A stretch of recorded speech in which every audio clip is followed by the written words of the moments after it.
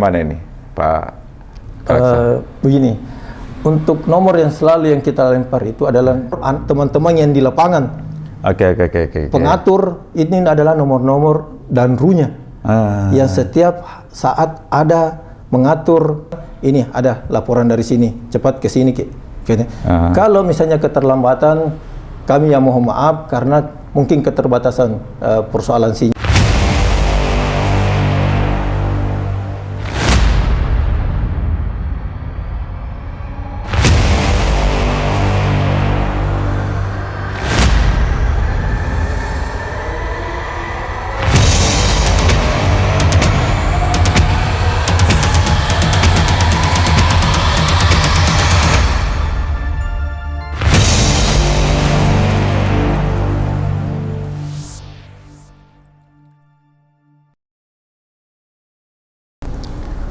Assalamualaikum warahmatullahi wabarakatuh.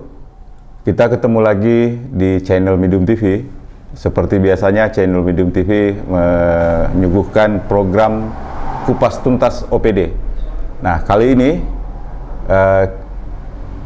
kru Medium TV berada di kabupaten ketiga setelah Bulukumba dan Wajo. Sekarang kita ada di Kabupaten Maros. Nah, di Kabupaten Maros ini ada 25 OPD, ya, semua kita akan kupas tuntas. Dan hari ini di studio sudah ada narasumber kita dan salah satu OPD dari 25 OPD yang ada di Kabupaten Maros. Beliau adalah Fadli SSTP MSI. Beliau adalah Kepala Pelaksana Badan Penanggulangan Bencana Daerah. Beliau sudah ada di Medium TV. Assalamualaikum warahmatullahi wabarakatuh. Waalaikumsalam warahmatullahi wabarakatuh. Pak Kepala Pelaksana ya, Pak Kalaksa. Saya kira masih badan ini, Pak. Sehat, Pak Fadli? Alhamdulillah sehat. Alhamdulillah. Saya dengar-dengar baru pulang umroh ini, Pak. Alhamdulillah. Pak Kalaksa, di Medium TV ini kita punya program Kupas Tuntas OPD. Ini dalam rangka keterbukaan informasi publik. Nah, Kabupaten Maros ini adalah salah satu kabupaten yang menganut keterbukaan informasi publik.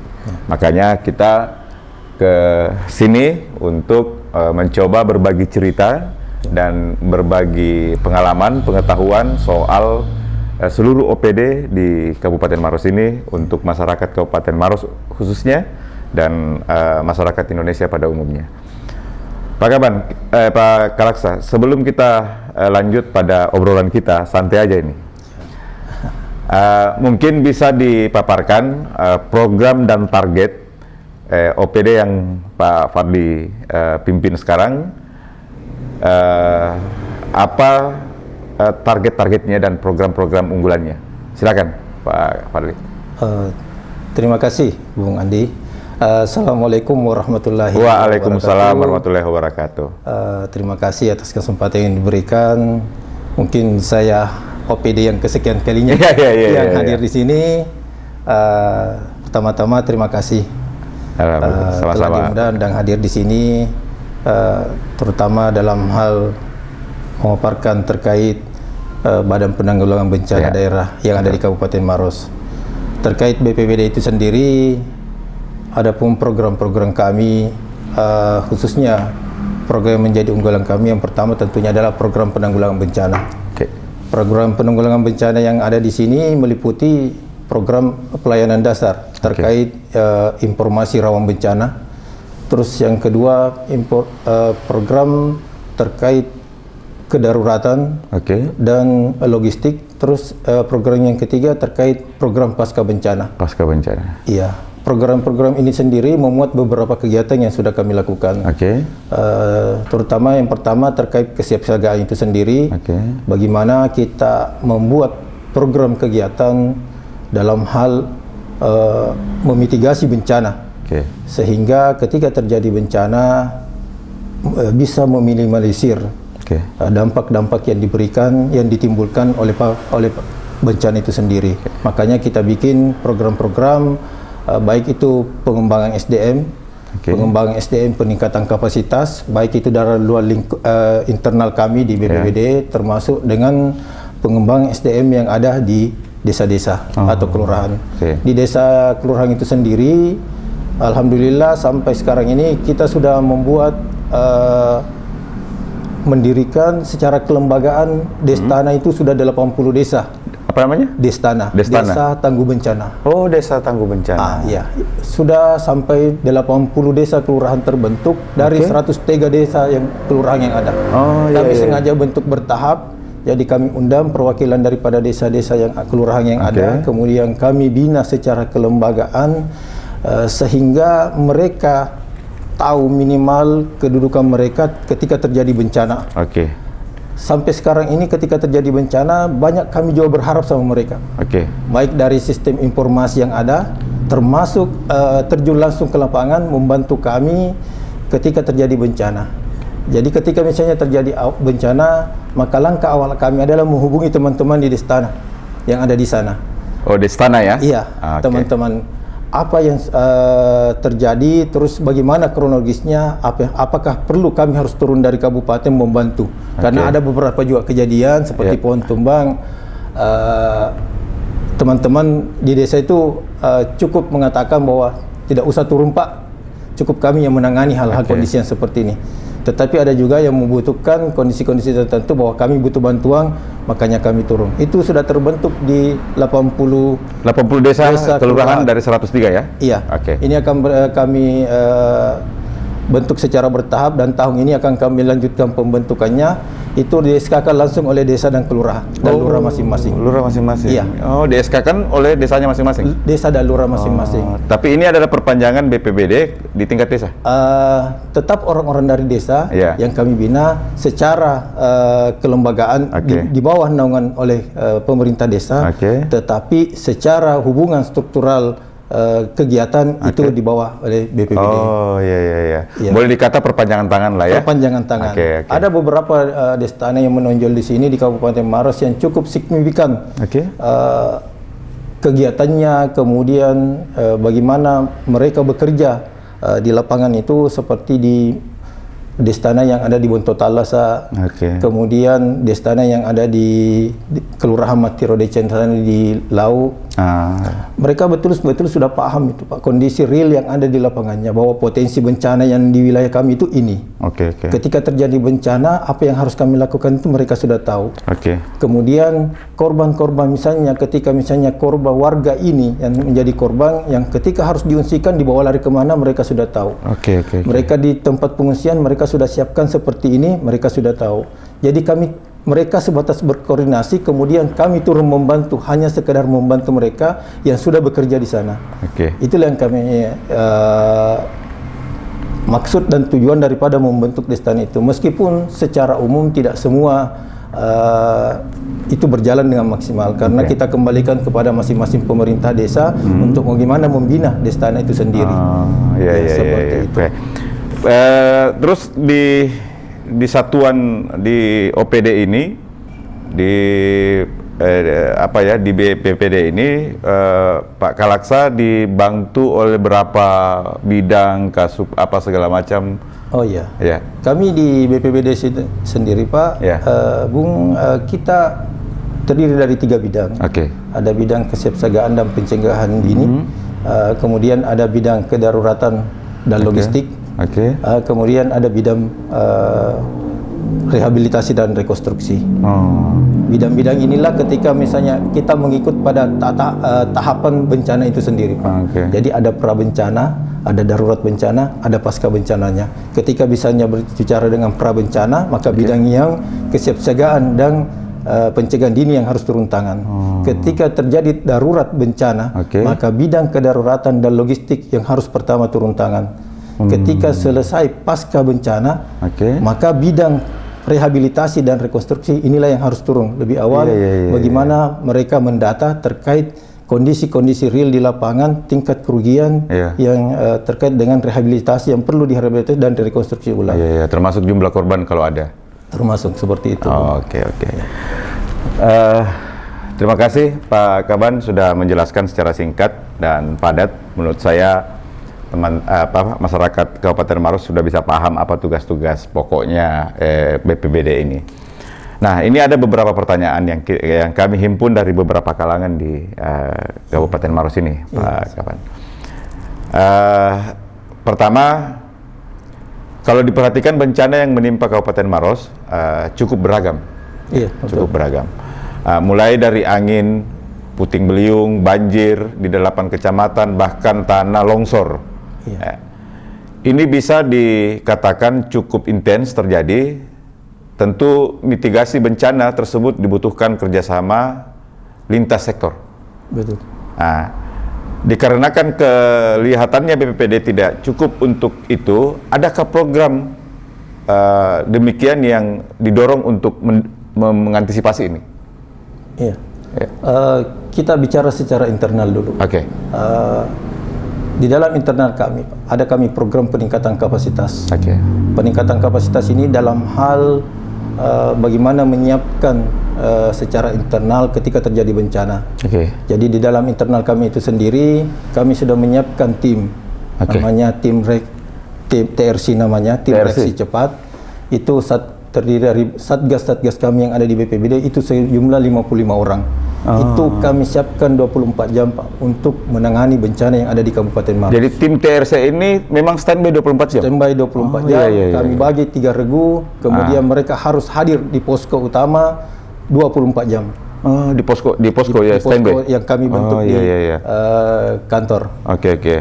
Secara eksternal, peningkatan kapasitas tiap 55 tahun, orang? 55 orang. Oke. Itu dilengkapi dengan sarana dan prasarana, peralatan, yang alhamdulillah yang cukup memadai, yang kami betul-betul siapkan dalam hal ketika ada laporan bencana yang masuk. Oke. Terus secara eksternal, peningkatan kapasitas yang kami lakukan, kami setiap tahun melaksanakan pelatihan peningkatan kapasitas bersama dengan unsur-unsur relawan yang ada di luar daripada BPBD itu sendiri. Jadi tiap tahun kami melaksanakan pelatihan. Kalau tahun lalu kami melaksanakan water rescue. Water rescue yang kami ambil pelatih langsung dari Basarnas. Kami menimba ilmu dari mereka terkait bagaimana meningkatkan kapasitas dengan kemampuan daripada teman-teman relawan yang ada di Kabupaten Maros. Jadi ketika misalnya terjadi bencana-bencana hubungannya dengan misalnya pengairan, mereka paham bahwa kondisinya seperti ini, apa yang harus kita lakukan seperti ini. Kalau misalnya ada korban, kita harus berbuat seperti ini. Jadi memberikan mereka pemahaman supaya ketika di lapangan tidak ada miskomunikasi atau apa. Itu yang kami lakukan. Kami juga sudah melaksanakan peningkatan kapasitas dalam hal penanganan korban bencana yang ada di darat. Kami laksanakan di daerah pegunungan kemarin. Itu juga kami lakukan dalam hal bagaimana teman-teman relawan juga yang tidak hanya misalnya ketika turun di lapangan tidak hanya modal semangat, tetapi ada juga skill kemampuan yang mereka bawa, sehingga kami tidak sepenuhnya berharap bahwa yang mereka hanya sebagai pelengkap. Tidak. Kita mau mereka semua ada di sini sama-sama bekerja dengan kemampuan masing-masing. Itu yang kami inginkan. Karena terus terang Pak, banyak yang menganggap bahwa ketika terjadi bencana, ayo kita tonjolkan organisasi kita di situ.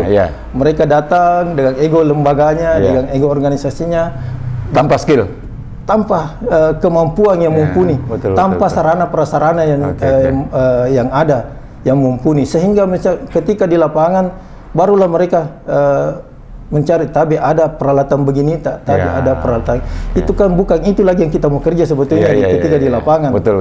Yang kita butuhkan di lapangan adalah koordinasi kemudian kerja. Bukan lagi mencari sarana. Seperti itu. Mungkin itu, Pak. Ya, jadi biasanya teman-teman relawan ini datang ke sana ini malah dia yang diurusi. Karena dengan minim kemampuan dan peralatan-peralatan yang dibutuhkan dalam menangani bencana itu yang mereka kurang tahu gitu kan. Betul. Dan pelatihan-pelatihan ini termasuk Destana selalu diikutkan. Destana khusus pelatihannya. Khusus pelatihannya Destana. Destana khusus kita bikinkan pelatihan karena biasanya kita laksanakan dalam 2 hari, satu pelatihan di dalam internal ruangan, kemudian satunya kita di lapangan. Itu untuk Destana. Jadi relawan-relawan yang dimaksudnya adalah ormas-ormas. Jadi itu diundang mereka untuk latihan? Diundang. Karena terus terang kalau di Maros ini, alhamdulillah potensi relawan itu besar. potensi relawan. Cuma bagaimana menggabungkan, menyatukan teman-teman inilah yang ketika terjadi bencana yang agak susah. Karena terkadang ego lembaga muncul. Di satu sisi kita sudah misalnya sudah ada posko, tetapi ada posko-posko yang lain dibentuk, tetapi tidak berkoordinasi dengan kami. Meskipun sebetulnya itu tidak salah. Silakan membentuk posko-posko di mana saja, tetapi koordinasikan kepada kami sehingga ketika kami misalnya ada koordinasi dari luar, kita bisa menjelaskan bahwa di dekat sini ada posko seperti ini sesuai dengan laporan mereka. Oke. Ya, untunglah sekarang Bapak Bupati selalu menganjurkan bahwa sekarang untuk tataran kewilayahan di kecamatan dan di kelurahan desa itu setiap kantor desa, lurah dan kecamatan itu wajib dijadikan posko bencana. Begitu. Alhamdulillah itu berguna sekali ketika ada warga yang terdampak seperti kemarin di tanggal 24 Februari ini, yang baru-baru ini yang kemudian ada banjir besar seperti di Bantimurung, kami evakuasi tengah malam. Kami evakuasi 11 orang itu kami inapkan di kantor camat. Karena kami anggap bahwa disitulah tempat yang terdekat, teraman, kemudian fasilitas ada, perhatian juga pemerintah besar ketika ditempatkan di situ. Jadi memang harus strategis potensi penyelamatan ya Pak. Betul. Iya. Pak Kalaksa, kalau kita lihat dari 14 kecamatan di Kabupaten Maros ini, berapa kecamatan dan kecamatan-kecamatan apa saja itu yang potensi rawan bencana di Maros ini? Kalau untuk potensi rawan bencana sebetulnya sekarang hampir seluruh daerah. Seluruh kecamatan 14 itu ya? Iya, tergantung dari jenis bencananya. Iya. Dulu ketika berbicara bencana banjir, kita tidak pernah berpikir bahwa Camba Cenrana Malaw itu akan banjir. Camba juga pernah banjir? Iya, Camba. Bahkan kondisi di bulan Desember yang lalu, bahkan sampai ada yang meninggal. Di daerah Camba. Iya. Sekarang dulu kita tidak pernah berharap bahwa Camba Cenrana Malaw itu akan, kita hanya bawa Camba Cenrana longsor. Kita selalu fokusnya ke situ. Ternyata sekarang ketika musim-musim tertentu, musim hujan, potensi untuk Camba Cenrana Malaw itu banjir itu sudah terjadi. Bahkan di 2019 ketika banjir besar terjadi itu, hampir daerah-daerah di dalam itu ikut terendam banjir dengan ketinggian yang lumayan maksimal untuk wilayah-wilayah itu. Iya.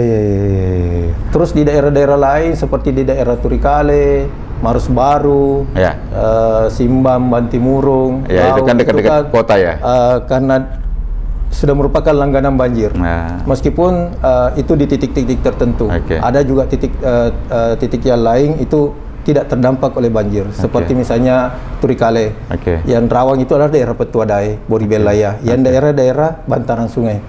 Tetapi di daerah-daerah lain ya kita cukup waspada karena hanya kondisi tertentu yang membuat wilayah itu banjir. Tetapi secara umum wilayah-wilayah bantaran inilah yang menjadi prioritas untuk penanganan ketika misalnya hujan lebat terjadi di Kabupaten Maros apalagi disertai dengan angin kencang. Kemudian juga ada beberapa kita juga kendalanya ketika musim kemarau. Kita musim kemarau itu, apalagi kendalanya tuh musim kemarau? Kalau musim kemarau itu adalah kekeringan. Kekeringan lagi ya? Iya, itulah dilemanya di musim hujan. Musim hujan kebanjiran, musim kemarau kekeringan. Iya. Ada beberapa daerah yang menjadi fokus kami ketika misalnya musim kemarau itu terjadi yang selalu menjadi langganan kami lah. Ya. Apa saja itu bencana yang terjadi di musim kemarau? Yang pertama ada kekeringan. Kekeringan? Iya. Mereka rata-rata di wilayah tersebut memerlukan air bersih. Itu khususnya daerah-daerah pesisir yang ada di Kabupaten Maros, misalnya di Kecamatan Bontoa. Terus ada beberapa wilayah juga di Kecamatan Lau. Kemudian di Maros Baru juga ada beberapa desa. Tapi alhamdulillah kita berupaya, BPBD berupaya. Biasanya kami berkoordinasi dengan TNI, Polri, kemudian PMI untuk dalam hal penyaluran air bersih. Kita bagaimana meskipun kita tidak secara keseluruhan bisa memenuhi apa yang menjadi kebutuhan air bersih warga itu, tapi minimal ketika warga misalnya terdampak kekeringan, pemerintah hadir di situ dalam hal membantu terus. Pak Kalaksa, Kan teman-teman di BPBD ini setiap ada bencana paling duluan lah, garda depan untuk melakukan pertolongan pertama.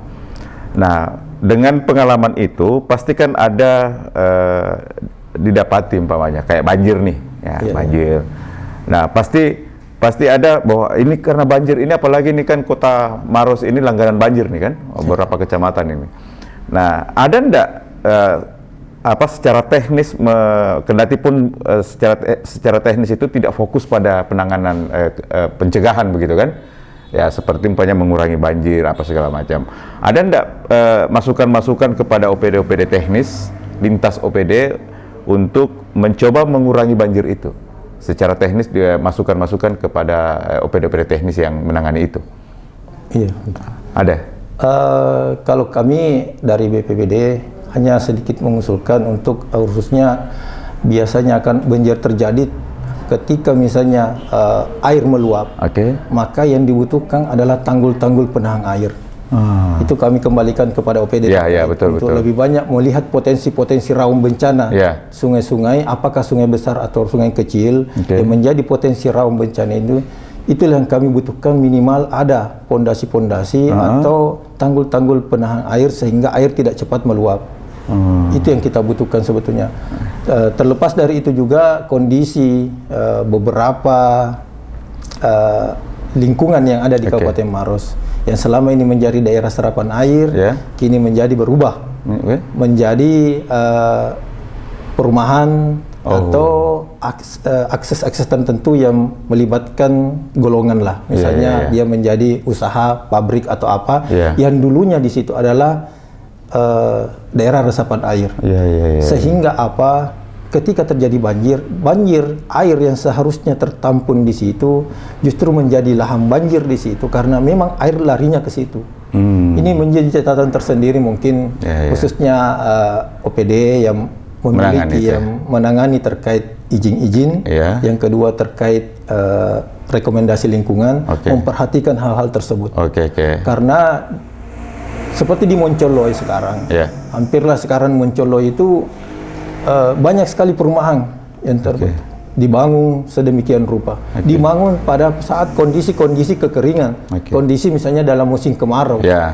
Tidak memperhatikan bahwa bagaimana kondisinya di tempat ini ketika misalnya bangunan itu berdiri pada musim hujan. Dia tidak melihat bahwa ternyata di sini kita membangun adalah kantong-kantong air. Di sini adalah daerah serapan air yang seharusnya memang tidak bisa kita bangun jalan, kita tidak bisa bangun perumahan. Sehingga kita terjadi banjir. Warga-warga yang ada di perumahan itulah yang teriak, tolong kami tidak bisa keluar dari ini, kami butuh evakuasi. Itu yang terjadi kemarin. Kami sampai ke Moncoloy mengevakuasi beberapa orang, hanya persoalan itu. Kenapa memang kita bikin di sini? Kenapa kita? Nah, ini adalah daerah sebetulnya air. Lihat air ini, air di sini, air lari ke sini semua. Itu mungkin menjadi pertimbangan ketika misalnya sehingga ini bisa meminimalisir. Ini sekaligus masukan kepada teman-teman OPD teknis yang bisa harus ada kajian-kajian khusus lah. Minimal kajian itu adalah apakah di sini berpotensi untuk rawan bencana. Meskipun kita sendiri juga terkadang agak dilematis keterlibatan masyarakat yang kadang ada beberapa seperti perumahan tidak mau kalau kami tetapkan bahwa ini adalah daerah rawan banjir. Mengingat katanya secara komersial nanti perumahan saya tidak laku. Kemudian ada lahan yang kita sudah tetapkan bahwa sini daerah rawan banjir karena kami memasang hampir di seluruh Kabupaten Maros. Ada itu? Ada, kami pasang papan bicara. Papan bicara itu papan-papan yang kami pasang di setiap wilayah-wilayah yang kami tentukan bahwa di sini adalah rawan bencana longsor, rawan banjir, tempat pengungsian, jalur evakuasi. Ini kita pasang semua di daerah-daerah tertentu. Yang memang rawan banjir. Justru ada beberapa papan yang sudah kami pasang di daerah-daerah tertentu tidak usah disebutkan mungkin, apalagi di daerah perumahan itu hilang, Pak. Biasanya kami dapatkan di selokan, ada juga yang datang ke kantor, Pak tolong Pak, tidak bisa digeser itu. Kalau itu tidak digeser Pak, lokasi saya tidak laku-laku Pak. Ini menjadi dilematis juga sebetulnya. Ya. Artinya kita membantu juga ingin mereka bisa terpenuhi secara ekonomi, tetapi kita harus melaksanakan juga kewajiban kami memperingatkan bahwa ini adalah daerah rawan banjir. Kalau kami tidak memperingatkan bahwa kami lalai nanti ketika terjadi bencana dan terdampak adalah warga sendiri. Tetapi di satu sisi ada beberapa kelompok yang tidak terima dengan hal-hal tersebut. Ya, manusiawi itu, betul. Pak Kalaksa. Ya, seperti di daerah-daerah Grand Mall ke situ itu tuh. Itu jadi langganan banjir juga itu kayaknya, Pak Pak Kalaksa ya. Ya, mudah-mudahan ini menjadi masukan kepada teman-teman OPD lain yang bisa mendengar ini. Pak Kalaksa, ini ada beberapa aduan yang coba kita sampaikan kepada Pak Kalaksa terkait nomor kontak untuk pelayanan publik terkait kebencanaan. Responnya kadang lambat. Ini bagaimana ini, Pak Kalaksa? Begini, untuk nomor yang selalu yang kita lempar itu adalah 3 nomor. Artinya 3 nomor ini ketika nomor yang satu tidak aktif atau lambat, ada nomor kedua dan pasti ada salah satu nomor di sini yang aktif. Oh, begitu. Pasti, karena ini adalah nomor-nomor teman-teman yang di lapangan. Pengatur ini adalah nomor-nomor dan RU-nya yang setiap saat ada mengatur teman-teman Satgas yang ada di posko. Jadi kami yakin ketika kami biasa melihat dan itu menulis ada catatan, ini ada laporan dari sini, cepat ke sini. Kalau misalnya keterlambatan, kami yang mohon maaf karena mungkin keterbatasan persoalan sinyal, apalagi kalau sudah daerah rawan bencana, Pak. Sudah terjadi bencana, darurat bencana, biasanya sinyalnya juga berpengaruh. Terus yang kedua, teman-teman lagi sibuk. Kami tidak serta-merta misalnya ketika ada laporan masuk, kemudian terjun harus turun. Karena mungkin pada perlu saat investigasi itu, juga. Mungkin pada saat itu anggota kami sudah di tempat lain. Biasanya kami mengkoordinasikan ke relawan-relawan yang ada di lapangan. Itu kalau ada relawan yang melapor ke kami. Biasanya ada beberapa, Pak, kami turun di sini, Pak, ya. Ada laporan. Silakan. Karena anggota saya di kecamatan ini. Kalau misalnya ada yang menelpon, saya butuh, Pak, ditangani secepatnya. Ya, mohon maaf, mungkin kami tidak bisa langsung mengatakannya, tapi tolong sabar, Ki, nanti setelah yang saat ini pasti kami ke sana. Yang penting adalah alamat dan penelponnya yang jelas. Karena kadang sepakat. Kami juga, saya sendiri, Pak, saya sudah jauh-jauh misalnya ke daerah sana di Bantimurung, malam-malam hanya karena mendengar telepon tadi sore. Ketika misalnya malamnya penelponnya sudah tidak aktif. Ada juga bilang, iya saya lagi di goa ini. Tadi memang menelpon begini. Kemudian sekarang kayaknya tidak, Mi. Saya bilang, itulah resiko. Itulah resiko. Nomor-nomor, kan ada 3 nomor. Ini mungkin yang tidak diketahui oleh masyarakat. Ada. Kita ketika misalnya menjelang darurat bencana, kami lepas. Kami lepas. Itu nomornya berganti-ganti enggak? Tidak. Oh, tidak ya? Sebentar kita sebutkan, kita ingatkan kembali mereka, masyarakat ya. Ya, nomor-nomornya supaya mereka lebih tahu. Pak Kalaksa, ini kita kembali ke pertanyaan di kalangan lain.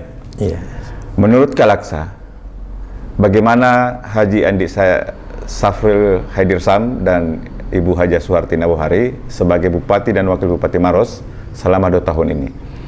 Apa program yang spesifik yang berkaitan dengan OPD Pak Kalaksa dan bagaimana cara kerjanya? Alhamdulillah dalam kepemimpinan Bapak Bupati dan Ibu Wakil Bupati sekarang ini kami terus terang mendapat perhatian yang cukup besar. Khusus BPBD ya? Khusus BPBD. Saking perhatiannya Bapak Bupati dengan Ibu Wakil Bupati terkait penanganan bencana, menjadikan bencana itu adalah dalam misinya Pak Bupati. Oh, ada dalam misinya? Ada. Misi ke-6 Pak Bupati itu meningkatkan kualitas lingkungan hidup dan ketahanan bencana. Jadi betul-betul bencana itu sudah menjadi fokus di situ. Tugas kami menjabarkan ini dalam program kerja dan program kegiatan yang ada di bawah. Sehingga kami juga merasa bahwa perhatian Pak Bupati dengan Ibu Wakil Bupati sudah sangat besar kepada kami, sehingga kami tidak mungkin mengecewakan beliau dengan bekerja yang tidak maksimal. Kami tentunya dengan segala fasilitas yang sudah diberikan, sarana dan prasarana yang ada, kami akan berbuat maksimal dalam hal penanggulangan bencana. Seperti itu. Jadi BPBD ini salah satu OPD unggulannya Pak Bupati yang diharapkan ya, karena dia masuk dalam salah satu visi yang salah satu misi yang salah ada. satu misi ya. Ya. Oke. Pak Kalaksa, apa yang Pak Kalaksa bisa pahami dan tangkap dengan tagline Hati Kita Keren yang diusung oleh Bupati dan Wakil Bupati sekarang dengan visi sejahtera, religius dan berdaya saing? Silakan. Ya. Kalau untuk sesuai dengan visi sekarang, sejahtera, religi dan berdaya saing, tentu ada makna tersendiri dari visi itu yang dijabarkan melalui misi-misi yang ada. Terutama dengan tagline-nya keren. Kita berharap dengan visi ini ia merupakan visi unggulan daripada Bapak Bupati itu sendiri, dapat terlaksana melalui misi-misi yang ada, yang dapat dijabarkan melalui rencana-rencana strategi yang ada di dalam OPD, terutama dari kami di BPBD. Merupakan salah satu, karena kami sudah masuk dalam salah satu urusan pemerintahan wajib. Iya, betul. Urusan wajib, urusan wajib pemerintahan. Dulu itu cuma pendidikan, pekerjaan umum, apa sosial. Betul. Sekarang kebencanaan sudah masuk dalam urusan wajib pemerintahan, 11 urusan wajib pemerintahan. Karena mungkin dianggap sudah bahwa bencanaan sekarang sudah merupakan darurat. Sudah bukan lagi sesuatu hal yang dianggap enteng oleh setiap daerah. Termasuk kemarin dalam hal di Rakornas kemarin, bahwa Presiden sudah menegaskan bahwa bencana itu adalah urusan bersama yang harus ditangani oleh setiap elemen, tidak hanya pemerintah tetapi seluruh elemen masyarakat. Saya yakin bahwa di dalam visi itu dapat menjadi membackup seluruh, menjadi acuan patokan daripada seluruh OPD-OPD yang ada dalam bekerja. Selanjutnya Pak Kalaksa, jika ada target program di OPD Pak Kalaksa yang diinginkan Bupati dalam jangka waktu tertentu, misalnya harian, bulanan, atau per semester, dan Bupati akan tuangkan target ini dalam bentuk fakta integritas, bagaimana kesiapan dan kesanggupan OPD Pak Kalaksa? Insya Allah dalam hal penetapan target-target kinerja itu kami siap. Dalam itu tentunya akan ada masukan-masukan yang akan diberikan kepada Bapak Bupati terkait hal penanganan bencana yang ada di Kabupaten Maros. Kelemahan-kelemahan yang kami dapati selama ini, yang kami lewati selama ini, justru akan menjadi masukan. Kami berikan masukan kepada Bapak Bupati. Ini akan menjadi juga standar kepada kami bahwa kami akan bekerja ke depan terkait target-target kinerja yang akan kami laksanakan nantinya. Seperti itu. Selanjutnya Pak Kalaksa, ini terkait penemuan buaya beserta puluhan telur. Di buaya beberapa waktu lalu di daerah Mandai, dekat pemukiman yang sempat menggegerkan warga.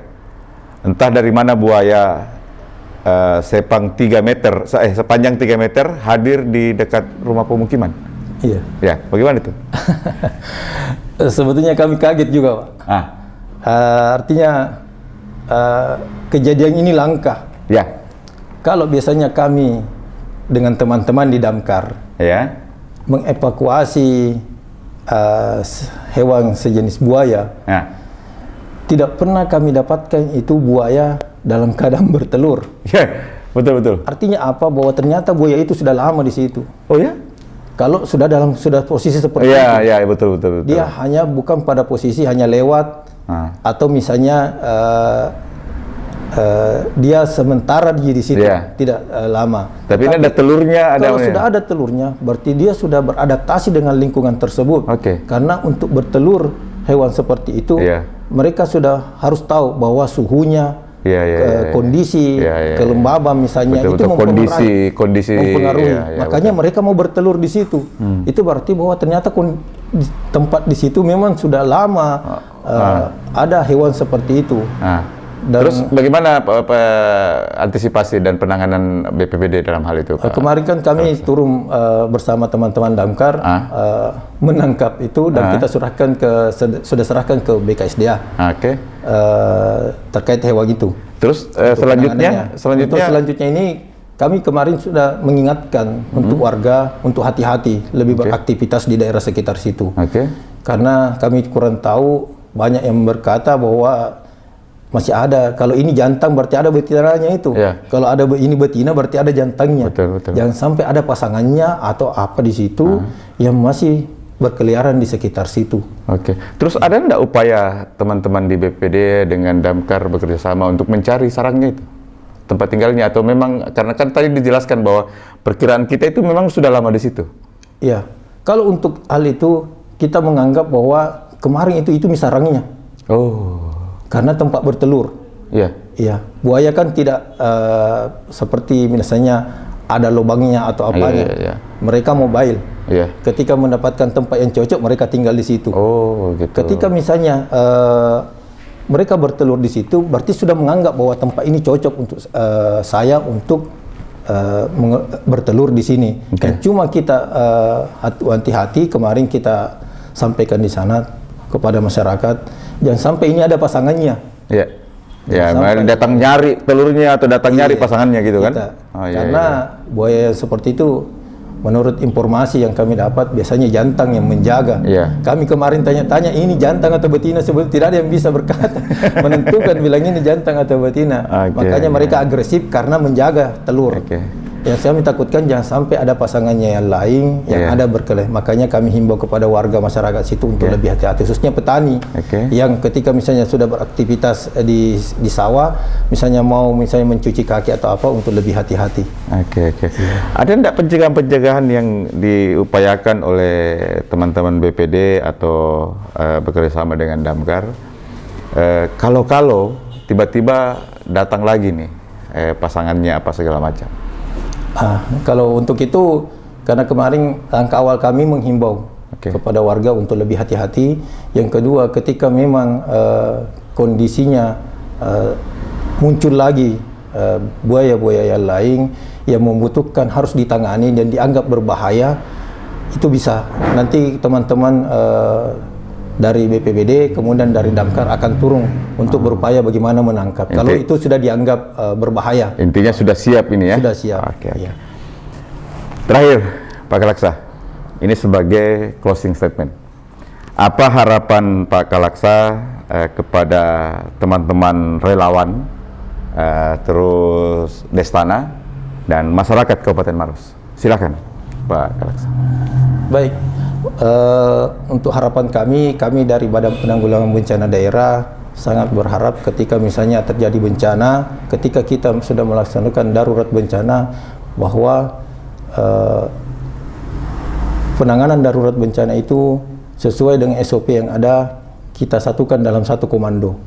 Kita berkoordinasi dengan TNI, Polri, dan seluruh stakeholder yang ada, termasuk organisasi relawan, sehingga ketika di lapangan nanti tidak ada lagi miskomunikasi, tidak ada lagi kesenjangan organisasi-organisasi yang ada, koordinasi bisa berjalan dengan baik, sehingga penanganan bencana itu bisa berjalan dengan baik pula.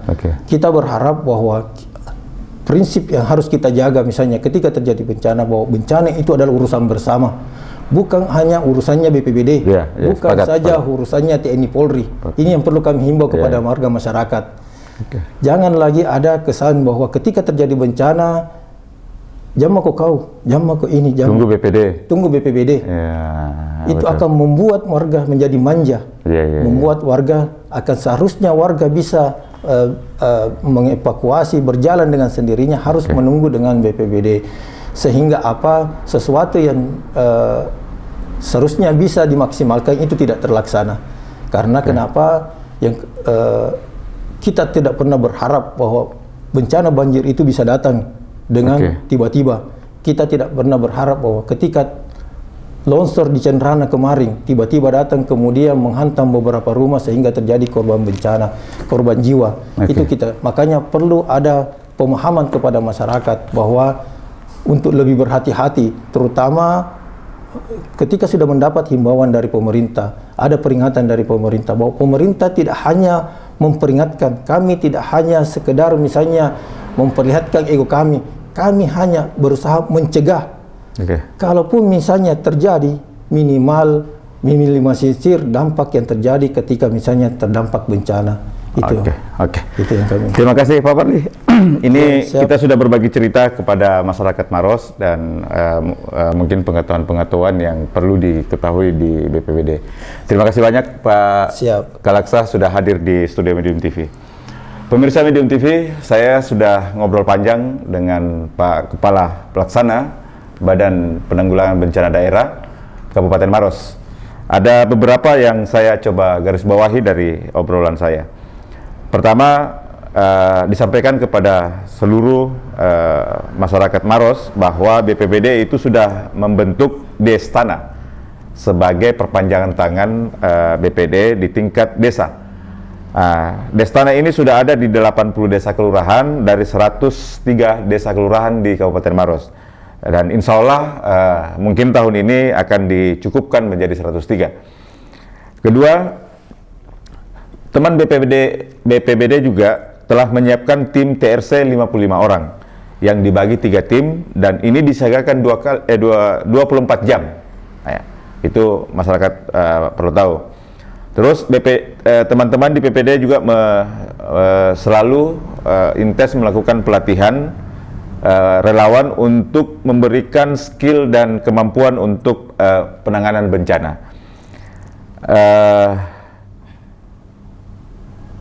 Ini yang perlu disadari oleh masyarakat Maros bahwa BPBD itu sudah mempunyai kajian dan penelitian bahwa daerah-daerah yang rawan banjir itu sebenarnya tidak cocok untuk perumahan. Dan BPBD juga sudah memberitahukan kepada masyarakat dengan mengusahakan papan-papan bicara di daerah-daerah yang rawan banjir itu. Semoga masyarakat Kabupaten Maros bisa menyadari ini karena soal kebencanaan ini sudah bukan lagi urusan BPBD tok, bukan lagi urusan damkar tok, bukan lagi urusan pemerintah pada umumnya, tapi ini sudah menjadi urusan kita semua, termasuk membuang sampah jangan di sembarang tempat, membangun bangunan perumahan yang betul-betul bukan daerah titik rawan banjir. Itulah salah satu bantuan kita sebagai masyarakat untuk membantu pemerintah menanggulangi bencana. Terakhir, untuk aduan di BPBD itu, teman-teman BPBD itu menyiapkan 3 nomor. Jadi kalau satu nomornya tidak bisa tersambung, mungkin bisa dicoba nomor kedua, terus nomor ketiga. Nomornya nanti akan ada dikampanyekan atau disebarluaskan oleh teman-teman BPD. Terima kasih. Kita akan ketemu lagi dengan OPD yang berbeda, dengan topik yang berbeda. Assalamualaikum warahmatullahi wabarakatuh.